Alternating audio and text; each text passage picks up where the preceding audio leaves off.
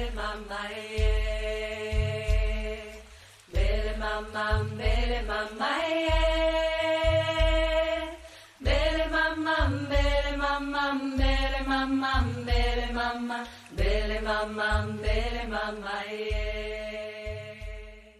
Maman d'ici et d'ailleurs, bienvenue sur mon podcast. Je suis Marion, j'ai 32 ans et je suis maman d'un merveilleux petit garçon de 3 ans qui se prénomme Nathan.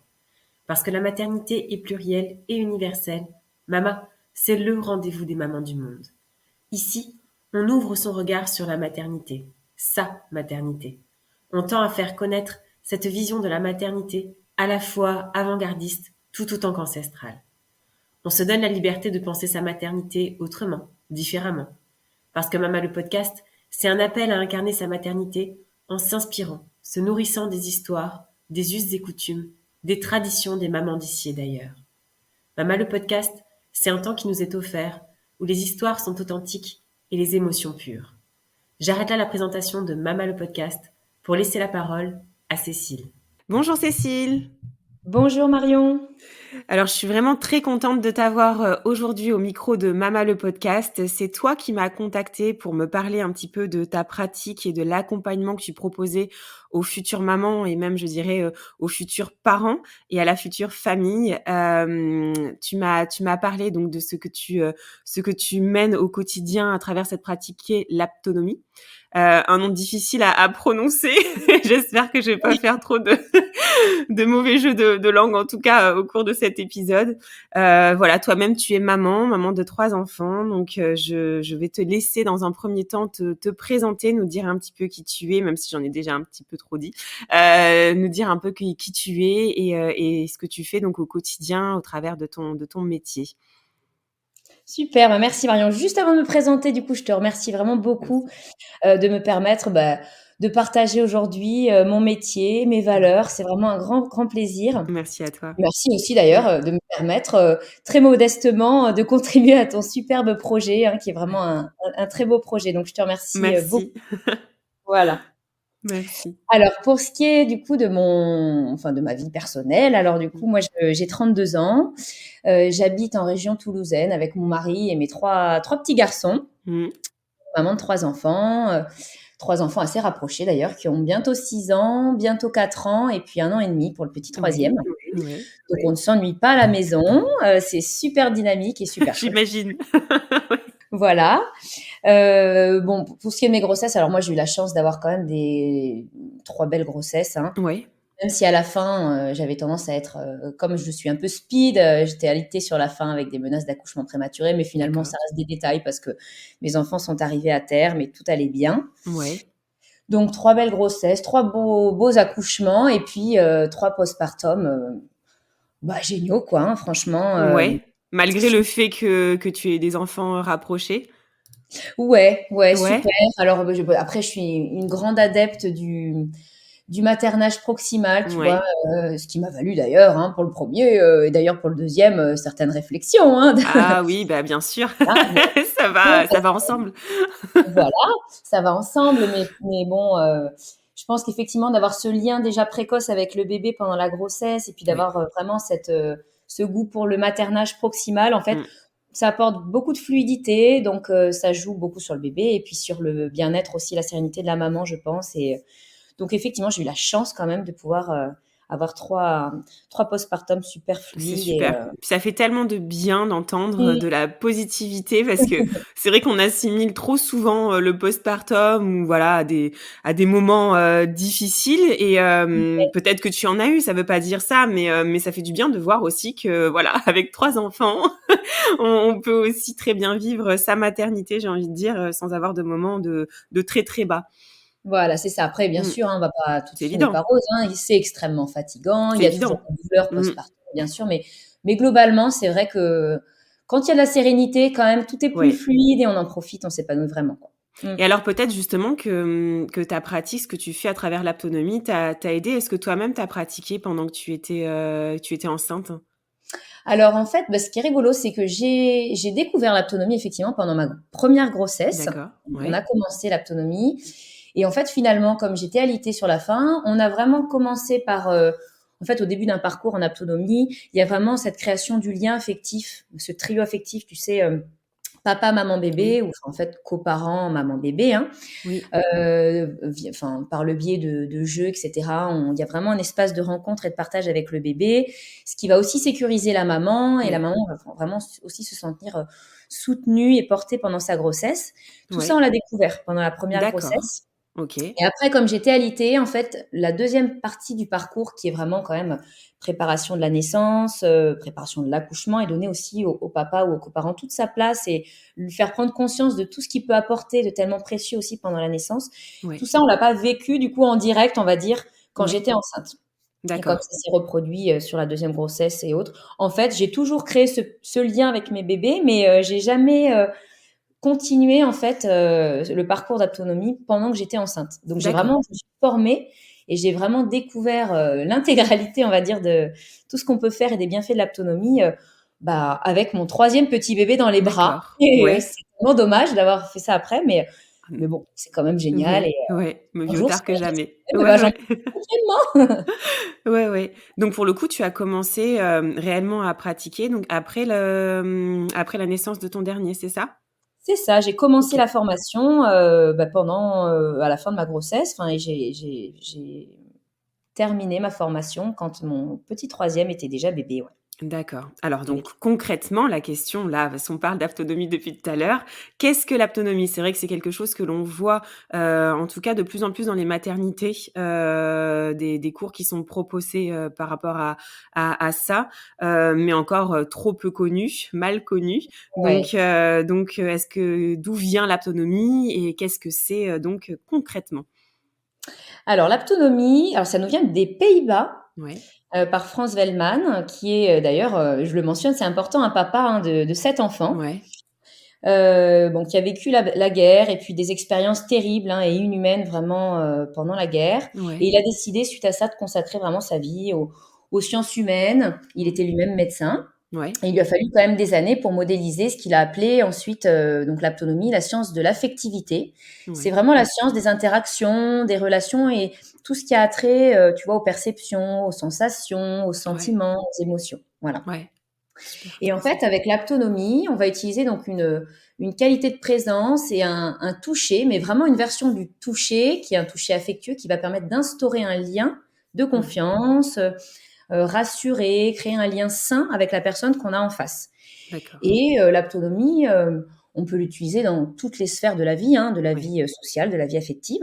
Mmh. Ça marche d'ailleurs très bien dans tous les soins médicaux et paramédicaux pour optimiser, tu vois, humaniser ce lien Ouais, médecin, enfin soignant-patient, tu vois, et ouais, rendre les soins les plus agréables possibles. ouais, Euh, c'est génial aussi pour accompagner des non-voyants, des personnes en situation de ouais. handicap ou des Mmh. personnes âgées en fin de vie, C'est vrai, ouais, vont être particulièrement sensibles justement à leur sens et puis au toucher. ouais, Et puis, ce qui est effectivement le plus connu, entre guillemets, le plus médiatisé, c'est l'autonomie périnatale. mmh, Et c'est génial parce qu'effectivement, dès les premières semaines de vie in utero, on va justement pouvoir créer ce lien avec le bébé, le confirmer d'un point de vue affectif, oui, et vraiment ouais, lui transmettre cette sécurité de base, en fait, dès la ouais, grossesse.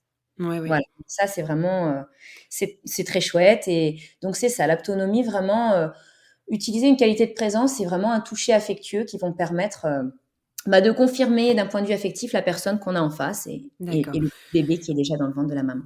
Et pour le coup, donc toi, tu exerces et tu pratiques, c'est vraiment l'autonomie en périnatale ou tu as déjà pratiqué avec, comme tu viens de nous le dire, avec des personnes, atteintes de handicap ou autres? Alors oui, moi ma spécialité c'est vraiment l'autonomie périnatale. Périnatale, voilà. C'est vraiment la vocation que j'avais quand j'ai attaqué ma reconversion Ouais, professionnelle.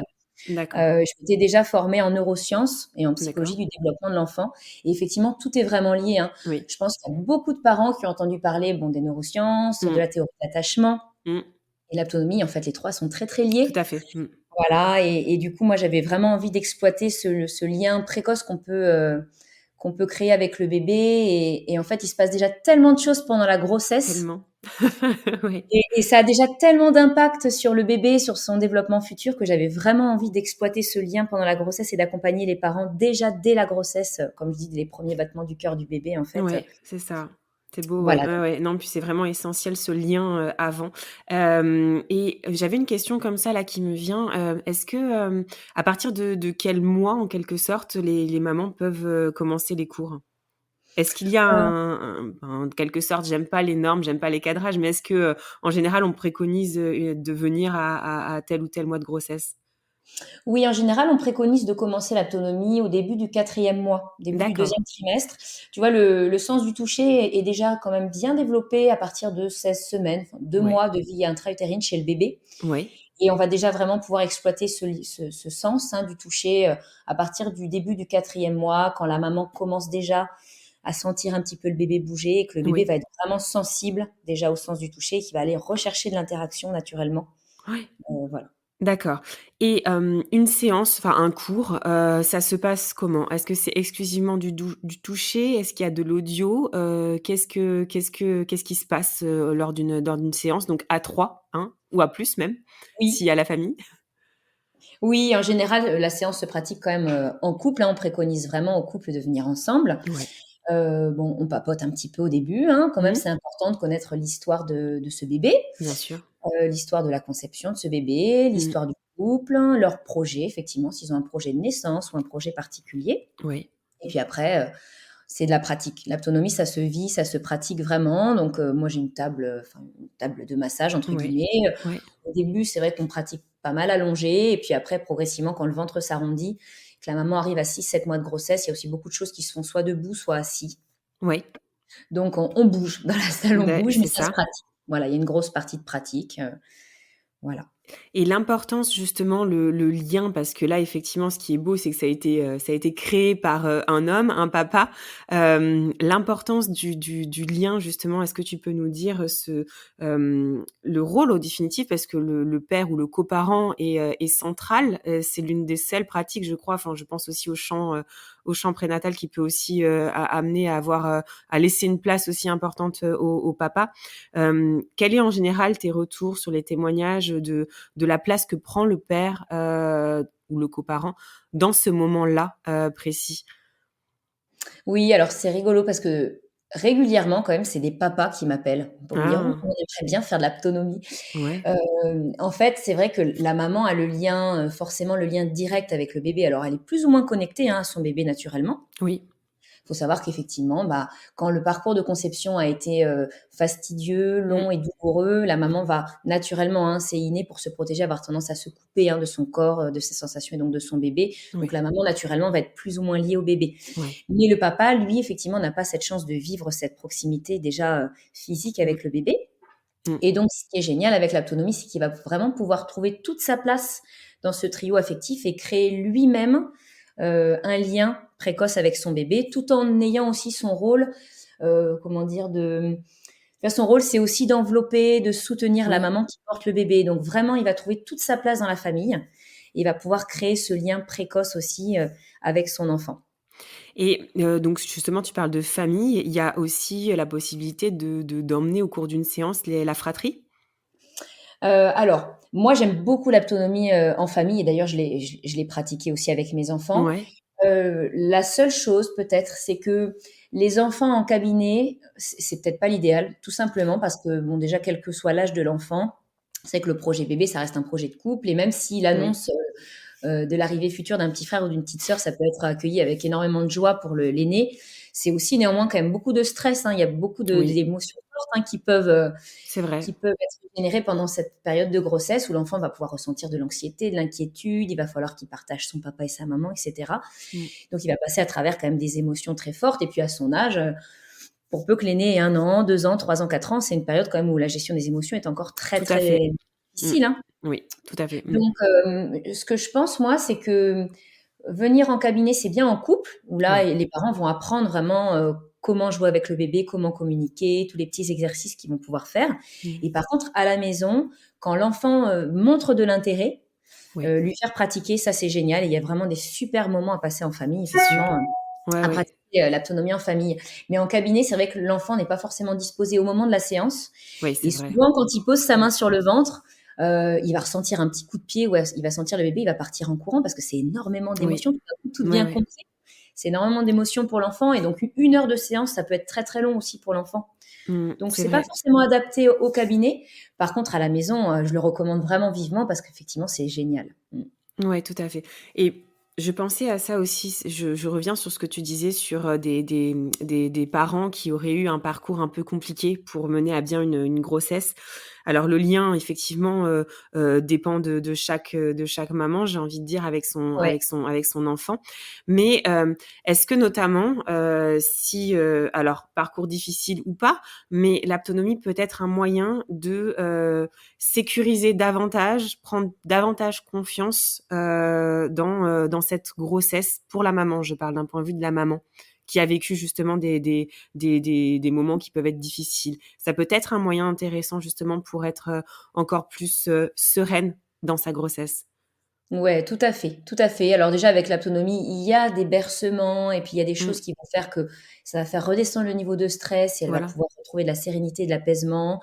Il y a tout un tas de choses que le coparent ou le papa peut faire pour détendre les tensions, lui procurer vraiment un vrai confort, ce qui va donner de la place au bébé, mais ce qui va vraiment lui procurer une sensation de bien-être et de sérénité. Oui. Et puis en ce qui concerne le lien avec le bébé, ben, la maman va vraiment sentir de l'intérieur vraiment une connexion profonde avec son bébé. Oui. On va même pouvoir, tu vois, il y a quelque chose qu'on peut faire à la maman. En général, c'est accueilli avec énormément d'émotion parce que, Mm, tu vois, on demande au bébé de monter, monter, monter, monter jusqu'au cœur. En fait, l'image, c'est mm, fais monter ton ouais. bébé jusqu'au cœur pour lui faire un câlin. Ouais, c'est Là, beau. donc Ouais. la maman sent le bébé qui monte, qui monte, qui monte. Ouais. Et puis c'est les prémices de l'attachement, en fait. Ouais. Puis Tout après, à on lui fait. demande de faire redescendre son bébé comme pour le poser dans son berceau. Là, Mm, c'est la mise du détachement parce que ouais. la naissance, c'est aussi le premier détachement. Oui. Et le fait de sentir là ce bébé qui monte, qui monte, qui monte et ce lien profond Mm, qui se renforce, c'est généralement beaucoup d'émotions pour la maman et elle se rend compte à quel point bah, c'est elle qui l'a fait, c'est elle qui nourrit ce lien en fait chaque jour avec son bébé et ça lui fait vraiment prendre confiance en sa compétence de maman et tout en à son fait. rôle précieux qu'elle va pouvoir apporter à Ouais, son c'est bébé. magique. Mm. C'est beau.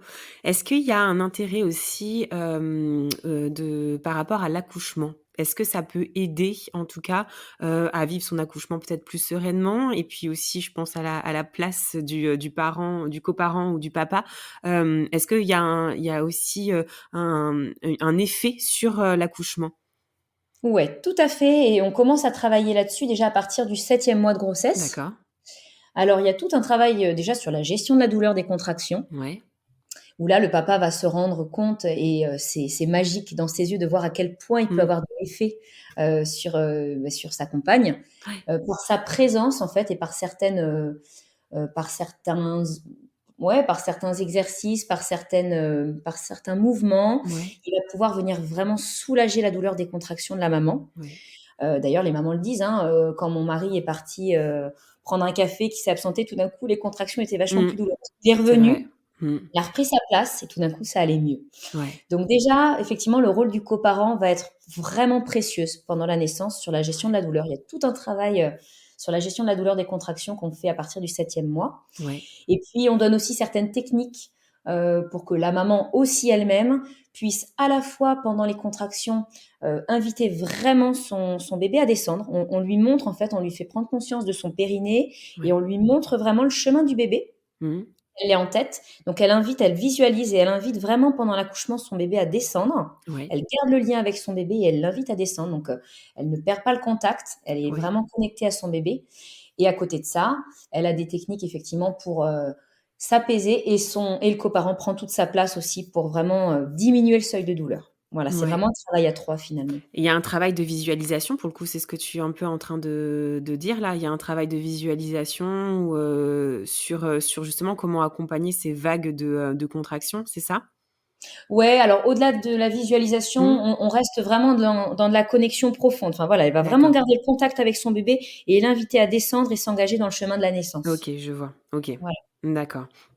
Alors après l'accouchement, tu me disais aussi que l'autonomie pouvait se pratiquer, continuer de se pratiquer, pendant la période postnatale, c'est ça? Ouais, tout à fait. Alors, déjà avant la naissance, moi sur la dernière séance, en général, je montre, certains gestes on appelle ça de l'aptopuriculture. En fait, c'est Ouais. certains gestes de portage qui vont pouvoir, beh, ouais, ça permet de porter le bébé vraiment en respectant, sa physiologie et ses réflexes primitifs D'accord. et puis on va faire prendre conscience au papa aussi que, bah, son rôle, ça va être aussi d'ouvrir le bébé au monde. Quand la maman, elle, va Ouais. avoir ce rôle dans les premières semaines, quand même d'avoir beaucoup son bébé Mmh. contre elle, hein, Mmh. contre ses Bien seins, sûr. son Mmh. homme. Le rôle du papa va être aussi, c'est dans la triangulation, tu vois? C'est Ouais. le coparent prend vraiment sa place aussi d'ouverture au monde, en fait. Le bébé va être porté de telle façon qu'il va déjà pouvoir avoir un contact extérieur Ouais. et s'incarner vraiment en tant qu'individu, dans le monde. Donc je montre déjà ça, en fin de parcours, prénatal Ouais. et effectivement après la naissance, on va dire dans le premier mois jusqu'à 6 semaines, j'aime bien accueillir les parents avec leur bébé pour leur montrer, certains petits exercices, des petits jeux qu'on peut déjà proposer au bébé pour, accompagner en douceur son développement psychomoteur. Ouais. Typiquement, tu vois, c'est très ancré qu'il faut tenir le bébé par la nuque, qu'il ne Mmh. sait pas tenir sa tête et cetera et Mmh. en fait, très, très rapidement, le bébé a cette capacité de trouver son point d'équilibre et de tenir Tout sa à tête. fait. Déjà au bout de quelques jours, quelques semaines, il est capable de le faire. Ouais. Donc on va pouvoir lui montrer, déjà, l'inviter à se pencher en avant, il va Ouais. se redresser tout seul. Et puis, je vais montrer effectivement aussi aux parents, comment l'inviter déjà, à ramper. Prémisse du 4 pattes qui arrive déjà finalement très, très tôt et qui est une Oui. étape fondamentale dans le développement d'un enfant, le 4 pattes. Ouais. Et puis comment aussi porter de façon, ça c'est aussi parce que j'ai des formations, en accompagnement à l'allaitement, Oui. sur les besoins physiologiques, hein, et les rythmes naturels de l'enfant, mais Ouais. comment porter, son bébé aussi, de façon, optimisée, on va dire, pour que tout soit confortable pour la maman, pour le bébé, pour ce qui est de l'allaitement, du Oui. bain, heu, enfin, du sommeil aussi, comment Oui. bercer, accompagner son enfant au sommeil et cetera. Donc, Ouais.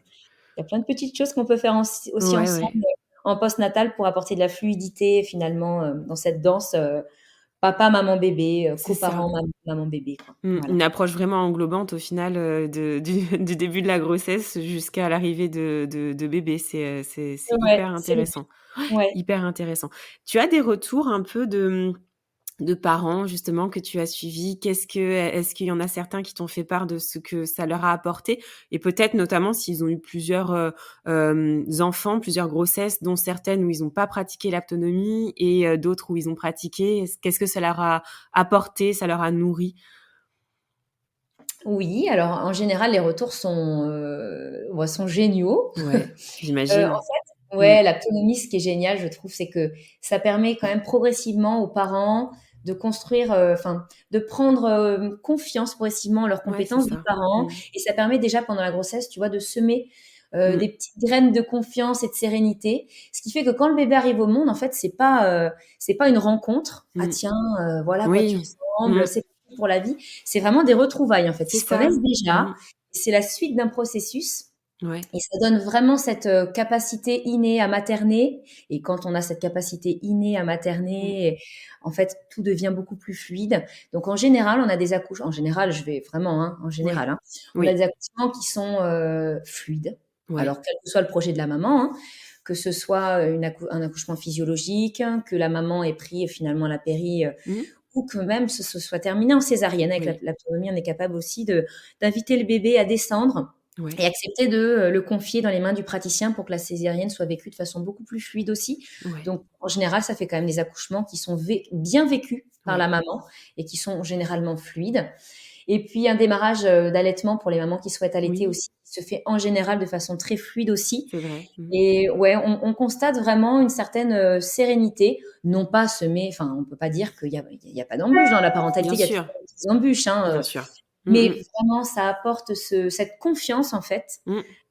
qui fait que tout est beaucoup plus fluide. Est-ce que, au niveau national, là je parle, est-ce que l'autonomie est quand même, assez connue ou est encore un peu trop peu connue? Parce que c'est vrai, comme je te dis, dans toutes les maternités dans lesquelles je suis allée, j'ai quand même vu qu'ils proposaient, des cours, d'autonomie donc j'ai plutôt l'impression que c'est pas en vogue mais ça tend à se faire connaître en tout cas. Oui, oui, oui, ça tend à se faire connaître. Alors le truc, c'est qu'en maternité, bah, toutes les sages-femmes ne sont pas forcément, formées en Formée? autonomie, donc il y a Ouais, beaucoup de demandes et puis, tous les parents n'auront pas forcément la chance de pouvoir pratiquer en maternité, donc c'est bien aussi qu'il y ait des professionnels, tout à fait. Mmh. autour des maternités qui puissent, recevoir ces couples qui souhaitent se lancer dans l'autonomie. Ouais. Après, Je pense aussi que c'est pas encore le terme autonomie est pas forcément connu de tout le monde. Non. Et avant tout, hein, ce que les parents vont rechercher et ce que les mamans vont rechercher, c'est d'arriver à avoir une grossesse sereine, sans stress, Mm. et d'arriver à créer ce lien avec le bébé. Donc même, tu vois, sans parler du terme autonomie, il y a cette demande quand même, je pense, Ouais. de vouloir être connecté de façon très précoce au bébé et arriver à vivre sereinement la Lâcher grossesse et le prise, ouais. postpartum. Tout à Voilà, une fait, ouais. grossesse. Non, c'est vrai, effectivement. Et est-ce que l'autonomie, j'ai envie de dire déjà, si on va vers l'autonomie, c'est qu'on a une certaine ouverture face à cet enfant, cet être en devenir, comme quoi on peut lui donner déjà et lui nourrir un lien avec cet enfant en devenir. L'autonomie, quelles conséquences ça a sur l'enfant justement? Est-ce que ça lui crée quelque chose, une aptitude déjà au toucher, je sais pas, à la sensibilité, à la connexion? Est-ce que ça peut lui créer quelque chose déjà in utero ou pas? Oui, oui, oui, et c'est en fait, et c'est ça, je trouve le plus merveilleux finalement, parce qu'en fait, on va transmettre à l'enfant déjà C'est ça.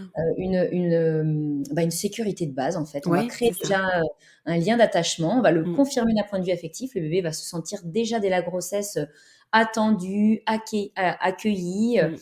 Et en fait, ben, c'est des bébés qui arrivent au monde qui sont sereins. Ouais. C'est des enfants qui sont bien dans leur basket, donc en fait, Mmh. qui ensuite sont hyper curieux, qui ont envie d'explorer le monde, Ouais. qui sont sécures en fait. Ouais, c'est Et ça. tu vois, il y a une idée reçue sur l'autonomie, c'est il paraît que les bébés qui ont fait de l'autonomie, c'est des bébés hyperactifs. En Ouais. fait, on confond le côté hyperactif avec le Mmh. côté éveillé en fait. C'est Éveillé, eh de la oui. vie parce qu'ils Mmh. sont comme ils sont sécurisés, qu'ils ont le droit d'exister, qu'ils ont été Exactement. Mmh. bercés toute la grossesse et qui sont bien dans leur basket, en fait, bah, place à la découverte, à l'exploration du monde, Exactement. donc ils Mmh sont mh. hyper éveillés, ils sont pas hyperactifs, ils sont juste, Ouais, non, non, la nuance est très importante, adultes pleine l'éveil. Ouais, ouais, ouais, ouais. Non, ça m'étonne pas vraiment, je pense. Est-ce qu'il y a autre chose dont tu voulais nous faire part sur l'autonomie? Peut-être que j'ai, une question que j'ai pas posée qui te vient, qui est importante à décrire? Non, je pense qu'on a fait, globalement le tour quand même. Ouais. Il y a d'autres pratiques que tu fais ou pas, à côté de l'autonomie ou pas du tout? Oui, oui, oui. Alors, j'accompagne aussi à l'allaitement. Oui, J'ai une formation à lactation, hein, et en ouais, accompagnement à l'allaitement. ouais, Une formation aussi en pédagogie du sommeil, une formation canadienne qui est vraiment ouais, basée sur les rythmes naturels de l'enfant. d'accord. Donc, mon but, Super. c'est vraiment d'avoir ce lien, de créer ce lien avec les parents, ce lien de confiance aussi avec les parents et de les accompagner. En fait, je dis des premiers battements du cœur de l'enfant Oui, aux premiers pas, en fait. ouais. On a ce lien en fait avec les parents qui fait que après la naissance, s'ils ont besoin aussi, et bon, même des parents que je ne connais pas bien sûr, hein, j'ai Mmh. aussi en postnatal cet accompagnement à l'allaitement, au sommeil et aux pleurs, au rythme naturel et aux besoins physiologiques de l'enfant. Voilà. Ouais, c'est super, vraiment. Merci beaucoup en tout cas Cécile. Je pense que voilà, j'espère que de nombreuses mamans qui nous écoutent, se dirigeront vers vers l'autonomie. Je pense qu'elles ont compris effectivement l'essentiel qui est un lien de confiance, de sécurité aussi et in utero déjà à créer avec l'ensemble de la famille, la place importante du coparent ou du papa Ouais, et puis surtout aussi l'éveil ouais, si précieux que ça peut apporter, à son enfant, ce petit être en devenir donc vraiment super. Je suis très contente que tu aies pu développer, cette pratique que j'aurais aimé, pratiquer mais qui sait, j'aurai d'autres enfants. bah oui, ce sera pour la prochaine. C'est ça, je penserai À à bientôt. toi, je me dirigerai vers toi, je te dirai ça. Ouais, ouais, vraiment merci beaucoup Cécile. Je ne sais pas s'il y a quelque chose que tu voulais, ajouter, avant de terminer cet épisode? Non, enfin, je te remercie vraiment d'avoir Mmh. pu partager tout ça avec toi ce matin. Tu vois, je pense que vraiment, il y a beaucoup de débats en ce moment hein, sur tout ce qui est lié à l'éducation bienveillante, Mmh. positive, empathique et tout ça. Enfin, en tout cas, respectueuse des besoins de l'enfant, en Ouais. fait. Et je pense qu'au-delà des principes hein, et des choix éducatifs, Mmh. l'essentiel, c'est vraiment d'avoir cette volonté profonde d'être connecté à son enfant Exactement. de comprendre sa physiologie, ses besoins Mmh. et se mettre à la hauteur et vraiment être là dès que possible, en fait, dès les premières semaines de vie in utero pour le guider, l'accompagner l'accueillir d'un point de vue affectif, quoi. Oui, c'est essentiel. En tout cas, merci Cécile d'avoir laissé ton empreinte au micro de Mama le podcast. Je relayerai bien évidemment toutes les informations par rapport à ton site, par rapport à ta pratique et à ton compte, qui est très intéressant aussi. On apprend plein de choses. Donc voilà, merci infiniment Cécile. Merci à toi, Marion. Mama, merci pour ta fidélité et ton écoute si précieuse pour moi et toutes les mamas auditrices. Abonne-toi à mon compte Instagram mama.lepodcast pour y retrouver les moments phares des épisodes et bien plus. Mama le podcast est présent sur toutes les plateformes d'écoute les plus connues ainsi que sur YouTube. Alors n'hésite pas à t'abonner, commenter, liker et partager à toutes les mamas qui souhaitent entrer dans notre cercle de mamans du monde. Je te dis à très vite dans un nouvel épisode avec Renata, une maman brésilienne qui viendra nous parler de sa maternité et de sa passion de l'art qui l'a amenée à créer des coquillages d'allaitement bébé nacre. Mais en attendant de retrouver Renata, maman n'oublie pas, ta maternité t'appartient. Elle est un univers aussi merveilleux que le monde à explorer.